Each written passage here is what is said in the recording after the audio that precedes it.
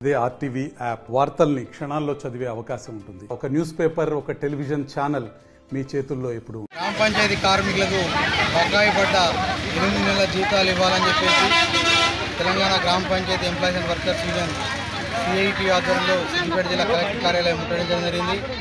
సుమారుగా గంటన్నర పాటు కలెక్టరేట్ కార్యాలయం దిగ్బంధనం చేసిన పరిస్థితి.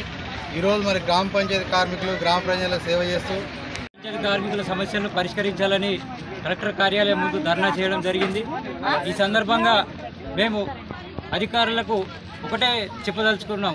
గ్రామ పంచాయతీ కార్మికులు అనేక సంవత్సరాలుగా వెట్టి చాకరీ చేస్తూ ఉన్న గతంలో ప్రభుత్వం పట్టించుకోలేదు. మేము సమ్మె చేస్తున్న సందర్భంగా ఇదే కాంగ్రెస్ ప్రభుత్వం వచ్చి, కాంగ్రెస్ నాయకులు వచ్చి గ్రామ పంచాయతీ కార్మికుల సమస్యలు తీరాలంటే మనం కాంగ్రెస్ ప్రభుత్వం అధికారంలోకి రావాలన్నారు. ఇప్పుడు అధికారంలోకి వచ్చిన 6 నెలలు అవుతున్నా కూడా ఇప్పటి వరకు కూడా గ్రామ పంచాయతీ కార్మికుల సమస్యలు ఎక్కడేసిన గొంగడు అక్కడే ఉన్న అన్న చందంగా ఉన్నాయి.